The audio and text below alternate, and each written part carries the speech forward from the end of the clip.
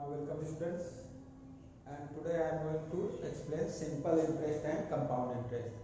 So whatever the exercise 8.3 is there, that is based on the simple interest and compound interest. So here simple and compound, what is the difference between these two and what is called the interest? So students, if you are going to, if your guardian is going to deposit money in the bank is going to give you the interest on that deposited money. So whatever the extra money you are going to get from the bank, that is called the interest. So interest will be of two types, that will be simple interest and second will be compound interest. So what is the difference between these two? I am going to explain the difference between both. First, simple interest. So students, all of you had applied in the previous class also the formula for the simple interest, that is simple interest equal to P into R into T upon 100. All of you had applied this formula to get the simple interest, where P is the principal amount, R is the rate and T is the time. So principal amount, whatever the amount you are going to deposit in the bank, that is called the principal amount. R is the rate percent, what the rate percent you are going to get the interest, that is rate percent, and T, that is the time, for what time duration you are going to deposit the money in the bank. So that is the formula. Now here I am going to explain how you will get the simple interest. Suppose that if you are going to deposit a principal amount rupees 5,000 in the bank, and suppose that rate percent is 10%, and suppose that time you are going to deposit it for 1 year. Time is 1 year. So always time will be taken in year. The time is in the year. Principal amount, that will be in rupees, and R will be the rate of the percent. So suppose that if you are going to deposit, then for 1 year what will be the simple interest? So simple interest equal to P. Suppose that it is 5,000, so P 5,000 into rate 10 into time 1 upon 100. It is equal to, here 0 0 and 0 0 will be cancelled, will be 500. Suppose that if you are going to deposit the same money at the same rate, and if the time is 2 years, if time equal to here 1 year and if time equal to 2 years on the same principal amount, then simple interest equal to P, that is 5,000 into rate, that is 10, and into time 2 upon 100. Again here this 20 will be cancelled and it is equal to 10 to the 20, 20 into 50, that will be rupees 1,000. Suppose that if time is 3 years. If time is 3 years, then simple interest equal to 5,000 into 10 if rate is same, and if time is 3 years, then into 3 upon 100. Again this 20 will be cancelled and it is equal to rupees 1,500.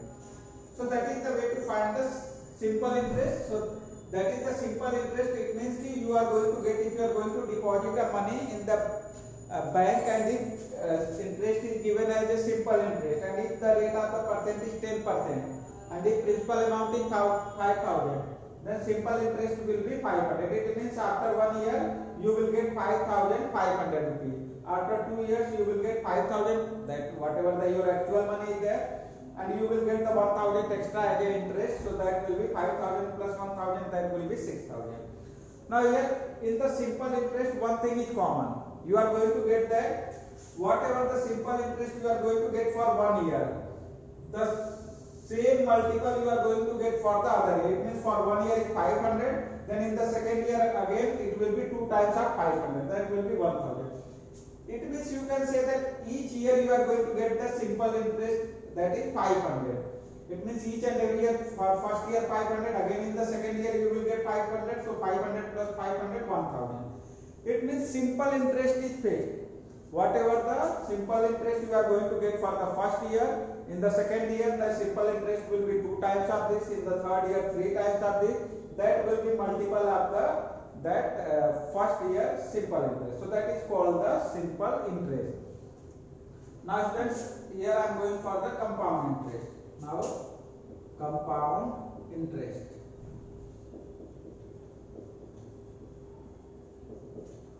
Now, if you are going to deposit the same money, here I am going to take the same example. If the principal amount equal to rupees 5,000, rate equal to 10%, and suppose the time equal to 1 year. Suppose that if you have deposited the money that for 1 year, then what the interest you will give for the first year, that is whatever the simple interest is there. So that simple interest for first year equal to rupees 500. Here I have got that 500. It means if you are not going to withdraw any money from the bank, the now amount equal to amount after 1 year. Now suppose that you have deposited the 5,000 money in the bank. After 1 year you will get the rupees 500 as a interest. So what will be the total amount in your account? That will be 5,000 plus 500. That is equal to rupees 5,500. After 1 year, in your account, the total money will be 5,000 plus that interest 5,500. Now again, interest in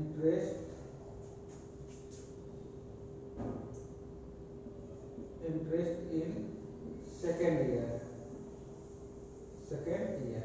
Now for first year, the interest is calculated at 5,000. Now, friends, if you are going to find the interest in the second year, that will be calculated on 5,500. Reason is that after 1 year, the amount in your account is 5,500. So principal amount is now 5,500. Rate percent is same 10. And suppose that for the second year again you will get the interest for the 1 more year. For the first year you got, for the second year again you will get the interest for that 1 year. And upon 100, now it is cancelled. Now it is equal to 550 rupees. Now amount in second year, that is equal to 5,500 plus 550. After 1 year, that was 5,500, and next year again you got the 550 rupees as the interest. So it will be, if you are going to add 5, 10, and it will be 6,050 rupees. That is 6,050 rupees. That is the amount in second year. Now again, if you are going for the interest for the third year, interest in third year, that is equal to, now in the second year, whatever the amount you are going to get, that will be the principal amount for the third year. So that is equal to 6,050 into rate is same, that is 10%, and time, that is 1 more year upon 100. Now it is 0, 0, 0, 0. Now it is equal to rupees 605. Now amount after 3 years. That is equal to 6,050 plus 605. That is equal to 5, here it is 5, 6,655. So that is the amount after 3 years. Now I am going to compare both. Whatever the simple interest I am going to calculate it and compound interest. So what is the difference between both? Here after 3 years you are going to get 1,500 as the interest. It means each and every year you got the 500 interest. After 1 year you got 500, then in the second year again you got 500, so 500 plus 500, 1000, again in the third year you got 500, that is 1500. So after 3 years, interest equal to, amount equal to 5,000 was deposited money plus after 3 years you are going to get 1500, that is equal to 6,500 rupees. So here you are going to get, in the case of simple interest, after 3 years, if the same amount, same principal, same rate percent, same time duration is there. So after 3 years you are going to get simple interest and plus your principal amount, that is after 3 years amount equal to 6,500. And in the case of compound interest, after 3 years 6,655. It means in the compound interest you are going to get the extra money. That is the extra money. If you are going to compare, question was same, money was same, rate percent was same, and time was same. but in the case of compound interest you are going to get the more money. So it means in the compound interest you are going to get the profit, and generally students, whatever the bank going to pay the interest, that is the compound interest. Generally whatever the interest is going to be calculated this time, that is compound interest. So that is the difference. It means in the simple interest you are going to get the fixed interest each and every year, that is not going to be changed.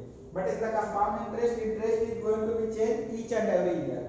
Why it is going to be changed? Reason is that just after 1 year whatever the interest is there, that is going to be added in the your principal amount, and after that for the next year the interest is calculated on that new amount. So that's why you are going to get the extra money in the compound interest. So students, it is the difference between both simple interest and compound interest.